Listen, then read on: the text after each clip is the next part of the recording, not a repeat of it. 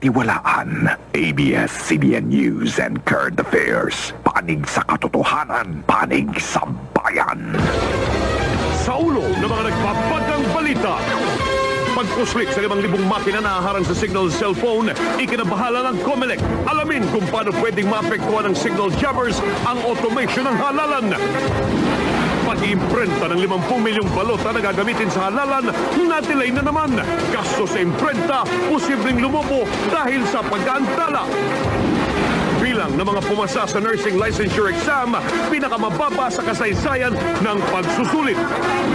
Exclusive, 2 minor de edad na biktima ng pambubugaw ni Rescue. Resulta ng pinakabagong survey sa mga tumatakbong Pangulo, inilabas na sino ang nanguna. Abangan! May rollback sa presyo ng LPG at petrolyo. Ang matatapyas sa binabayaran nyo, sasabihin kung magkano. Truck na may kargang paputok sa China, nasunog. No, my son. You'll have to say sorry because it's not your fault.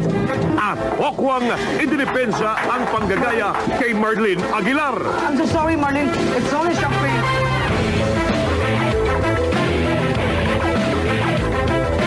Live mula sa ABS-CBN News Center, Manila. Ito ang PB Patrol World!